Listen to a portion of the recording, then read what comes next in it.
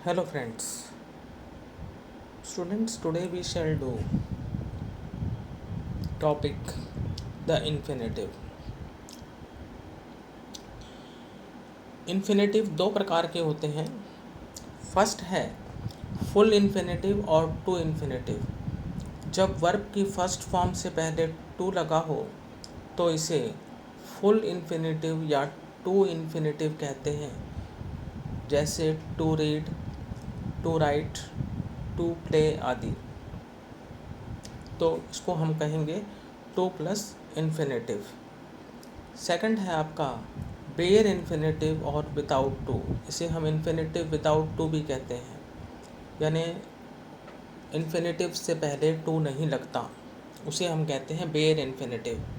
जब वर्ब की first form के साथ टू ना हो तो उसे बेयर इन्फिनेटिव या इन्फिनेटिव विदाउट टू कहते हैं, जैसे रीड, प्ले, राइट आदि।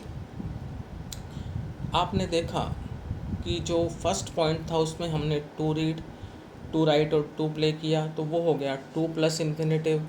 और सेकंड में हम सिर्फ रीड, प्ले और राइट लिख रहे हैं, तो ये हो गया बेयर इन्फिनेटिव। सबसे पहले आपको ये कंसेप्ट जो है क्लियर होना चाहिए, टू प्लस इन्फिनेटिव का और बेयर इन्फिनेटिव का। ये दोनों कंसेप्ट अगर क्लियर होंगे तभी हम जो है चीज़ों को जो है समझ पाएंगे। तो स्टूडेंट्स, आपको ये पता होना चाहिए कि नॉन फाइनाइट्स जो हैं वो तीन प्रकार के होते हैं। फर्स्ट इन्फिनेटिव, सेकंड जीरेंड और थर्ड पार्टिसिपल। तो उसमें हम फर्स्ट कर रहे हैं इन्फिनेटिव, और इन्फिनेटिव के अंतर्गत भी आज हम करेंगे bare infinitive. Uses of bare infinitive. First rule है वाक्य में मॉडल्स के बाद, यानी सेंटेंस में जब भी मॉडल ऑक्सिलरी हो उसके बाद आप हमेशा जो है बेयर इन्फिनेटिव का यूज करेंगे। इसमें आपको सिर्फ ये ध्यान रखना है कि ऑट के बाद जो है टू का प्रयोग होता है। ऑट भी आपका जो है मॉडल है, तो बाकी सभी मॉडल्स के साथ जो है बेयर इन्फिनेटिव लगेगा। तो first example, you can take my book. तो यहाँ पर कैन जो है मॉडल है और टेक जो है वो बेयर इन्फिनेटिव है, जो बोल्ड में किया हुआ है। You can take my book, can is the modal and after modal bare infinitive is used which is take. They should help you, should is modal and help is bare infinitive. I may go there today, may is modal auxiliary and go is bare infinitive. लेकिन ought के बाद में सदा to का प्रयोग होता है, we ought to obey our teacher. Second rule है डेयर और नीड के बाद में जब इनका प्रयोग ऑक्सिलरीज के रूप में किया जाए। तो स्टूडेंट्स, जो डेयर है और नीड है, इनका प्रयोग ऑक्सिलरीज के रूप में भी होता है और वर्ब के रूप में भी होता है।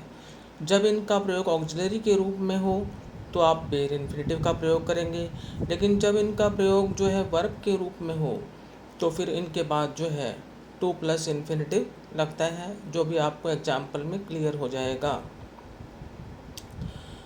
देखें first sentence, he dare not oppose me. तो यहाँ पर जो डेयर का प्रयोग है वो मॉडल ऑक्सिलरी के रूप में हुआ है। Second, you need not do it. यहाँ पर भी जो नीड का प्रयोग है वो मॉडल ऑक्सिलरी के रूप में है। Need we water the plants, यहाँ भी नीड का प्रयोग जो है मॉडल ऑक्सिलरी के रूप में है। Fourth, dare you speak the truth. यहाँ पर भी जो है डेयर का प्रयोग मॉडल ऑक्सिलरी के रूप में है, क्योंकि आप देख सकते हैं कि डेयर के बाद जो हमने अपोज लिखा है वो बेयर इन्फिनेटिव है। नीड के बाद वाटर जो है वो बेयर इन्फिनेटिव है, और नीड नॉट के बाद जो डू है वो भी आपका बेयर इन्फिनेटिव है, और डेयर के बाद जो स्पीक है वो भी आपका बेयर इन्फिनेटिव है। लेकिन डेयर और नीड का प्रयोग मेन वर्ब के रूप में हो तो इन्फिनेटिव विथ डू का प्रयोग होता है।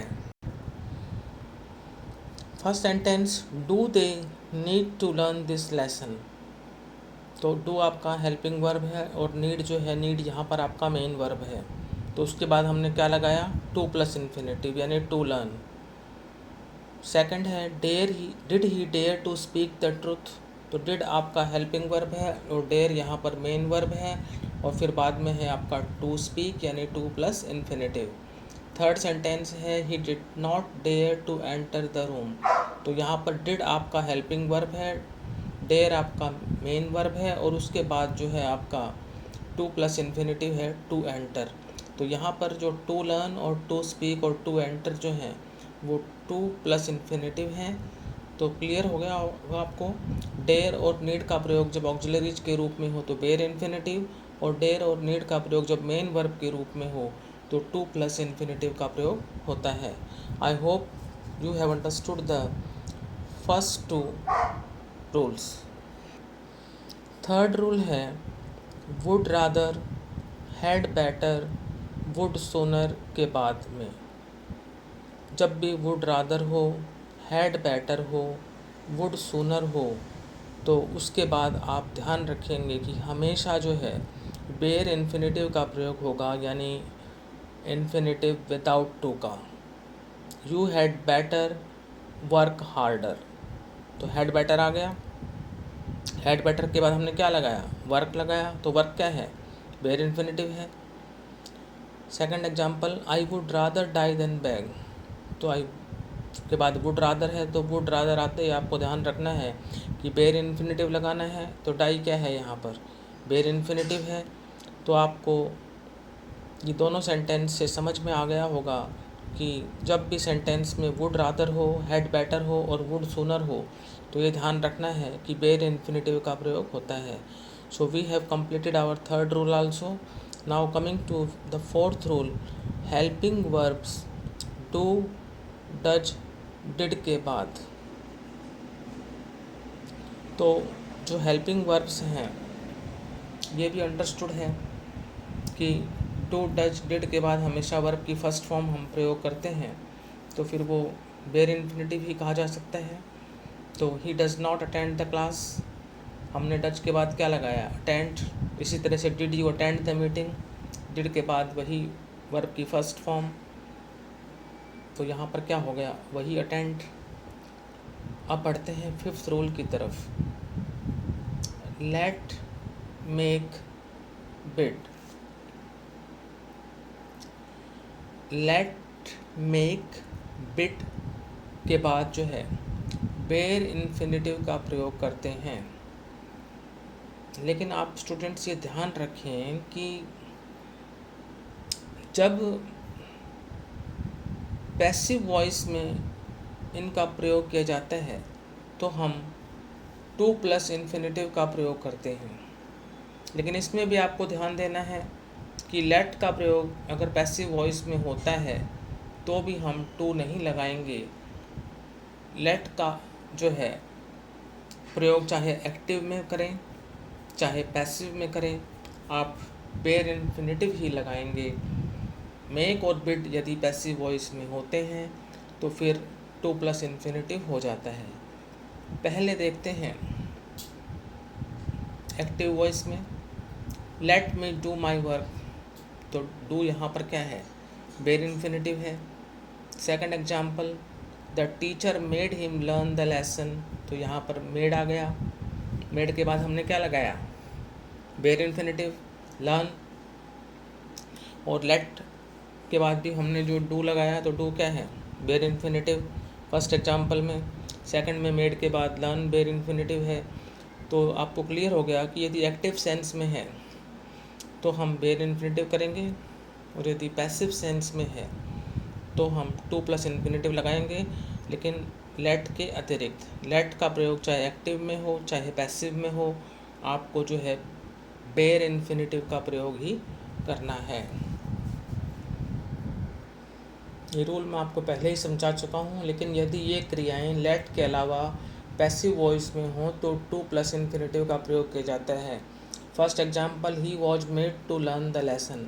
अब यहाँ पर मेड से पहले वाज आ गया तो सीधी सी बात है कि पैसिव में हो गया, तो हमने क्या लगा दिया, टू लर्न यानी टू प्लस इन्फिनेटिव।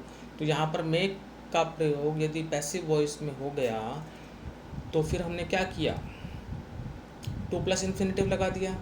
और यदि एक्टिव सेंस में होता, जैसे हमने पहले सेंटेंस किया था, the teacher made him learn the lesson, तो हम फिर वहाँ पर सिर्फ बेयर इन्फिनेटिव लगाते, लेकिन वाज आ गया तो आपको पता लग जाता है इसी से कि भाई ये जो है पैसिव वॉइस में है। You are bidden to do it, हमने सेंटेंस मान लो एक्टिव सेंस में इसका बिड का नहीं किया, तो आप फिर भी समझ लेंगे इसको भी कि यू आर आ गया, are bidden to do it. अगर मान लो कहा जाए I bid him do it, तो ये एक्टिव सेंस में हो गया, और you are bidden to do it तो ये पैसिव सेंस में हो गया। तो बिडन हो गया तो वर्ब की थर्ड फॉर्म हो गई, तो भी पता लग जाता है कि टू प्लस इन्फिनेटिव का प्रयोग होगा क्योंकि पैसिव सेंस में हो गया। Rule number 6, feel, hear, see, watch, notice आदि क्रियाओं के बाद में सेंटेंस में यदि फील आ जाए, हियर आ जाए, सी आ जाए, वॉच आ जाए, नोटिस आ जाए, तो हम क्या करेंगे, बेयर इन्फिनेटिव लगाएंगे।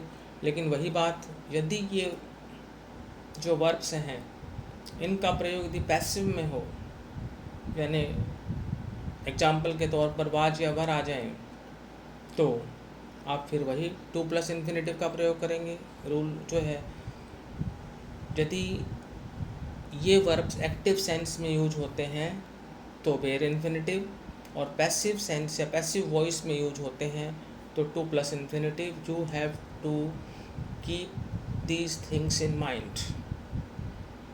First sentence, we felt the earth shake, तो फेल्ट यहाँ पर सेकंड फॉर्म है, तो सेकंड फॉर्म में हम नहीं कहते कि ये पैसिव सेंस में है, ये एक्टिव सेंस में ही रहता है। जब थर्ड फॉर्म आ जाती है तो उससे पहले is am are was were आ जाए तो फिर जो है हम उसको पैसिव सेंस मान सकते हैं, और तब जो है टू प्लस इन्फिनेटिव यूज करते हैं। तो we felt the earth shake, felt आ गया तो शेक आपका क्या है, बेयर इन्फिनेटिव है। यहाँ पर क्या अंडरलाइन कर देते हैं शेक को। अगला, I saw him go there, see की सेकंड फॉर्म होगी सॉ, तो गो क्या है, बेयर इन्फिनेटिव है। Third example, they heard you sing a song, तो यहाँ पर हियर की सेकंड फॉर्म है हर्ड, तो हर्ड के बाद भी हम जो है बेयर इन्फिनेटिव लगाएंगे सिंग, क्योंकि फर्स्ट और सेकंड फॉर्म के साथ हम बेयर इन्फिनेटिव ही यूज करते हैं। तो आपको ये ध्यान रखना है कि भाई ये वर्ब जो है यदि एक्टिव सेंस में यूज हो तो आप बेयर इन्फिनेटिव लगाएंगे। इन तीनों ही एग्जाम्पल्स में आप देख सकते हैं कि फेल्ट, सा और हर्ड एक्टिव सेंस में है, और उनके बाद हमने बेयर इन्फिनेटिव का यूज किया है, जैसे शेक, गो और सिंग। अब वही बात करते हैं कि यदि ये पैसिव में आ जाते हैं तो टू प्लस इन्फिनेटिव लगता है, लेकिन यदि ये क्रियाएं पैसिव वॉइस में हों तो टू प्लस इन्फिनेटिव का प्रयोग किया जाता है। जैसे he was seen to enter the room, तो वाज आ गया और सी की थर्ड फॉर्म होगी सीन, फिर हमने क्या लगा दिया, टू एंटर। टू एंटर क्या है आपका, टू प्लस इन्फिनेटिव। अगला, you were heard to tell a story, तो हर्ड यहाँ पर वर्ब की थर्ड फॉर्म है, उससे पहले वर है तो पैसिव वॉइस में हो गया, तो फिर क्या हो गया, to tell, to plus infinitive. तो ध्यान रखना है कि यदि ये क्रियाएं जो हमने की हैं, feel, hear, see, watch, notice, active sense में हो तो बेयर इन्फिनेटिव, पैसिव सेंस में हो तो to plus infinitive. Clear. Now seventh one, यदि दो इन्फिनेटिव एंड के द्वारा जुड़े हों तो दूसरे इन्फिनेटिव को बेयर इन्फिनेटिव के रूप में प्रयोग किया जाता है। he went there to attend the meeting and decide the matter. तो यहाँ पर आप देखेंगे कि दो इन्फिनेटिव एंड के द्वारा जुड़े हों तो दूसरे इन्फिनेटिव को जो है बेयर इन्फिनेटिव के रूप में प्रयोग किया जाता है। तो यहाँ पर आप देखेंगे कि पहले हमने प्रयोग किया टू अटेंड का और फिर एंड आ गया, तो दूसरा जो है हमने क्या है बेयर इन्फिनेटिव। तो ये आपका जो है क्या हो गया, बेयर इन्फिनेटिव। सेकंड वाला जो है हमने उसको बेयर इन्फिनेटिव में प्रयोग करना है। I want you to stand and hold the torch. तो पहले हो गया टू स्टैंड, उसके बाद एंड के बाद हमने जो है बेयर इन्फिनेटिव का प्रयोग करना है। होल्ड आपका क्या है, bare infinitive. Clear. Now 8th one, but और एक्सेप्ट के बाद में आने वाले वर्ब को बेयर इन्फिनेटिव में प्रयोग किया जाता है। सेंटेंस में जब भी बट आ जाए तो बट के बाद बेयर इन्फिनेटिव होता है, एक्सेप्ट आ जाए तो भी जो है बेयर इन्फिनेटिव का प्रयोग होता है। अब जैसे मान लो यहाँ पर बट लिखा हुआ है तो इसको हम एक्सेप्ट लिख सकते हैं। यहाँ पर he does nothing but complain. तो कंप्लेन क्या है आपका, bare infinitive. There is nothing to do except wait. तो वेट क्या है, बेयर इन्फिनेटिव। आपको बस सिर्फ ये दो बातें ध्यान रखनी है कि बट और एक्सेप्ट के बाद बेयर इन्फिनेटिव लगता है। 9th, हेल्प के बाद में बेयर इन्फिनेटिव का प्रयोग किया जाता है। जैसे आई helped him wash his hands. तो वॉश क्या है, बेयर इन्फिनेटिव, और यहाँ पर हेल्प के बाद हमने क्या यूज किया, बेयर इन्फिनेटिव। तो स्टूडेंट्स ये हमने कुछ रूल किए हैं बेयर इन्फिनेटिव के। यदि आपको ये रूल्स में कोई प्रॉब्लम है तो आप कमेंट बॉक्स में डालें ताकि हम और अच्छी तरह से आपके लिए वीडियो तैयार करें। तो यदि आपको ये बेयर इन्फिनेटिव का जो कंसेप्ट है ये क्लियर हो गया है तो इस वीडियो को लाइक करें, शेयर करें और चैनल को सब्सक्राइब करें। Thank you.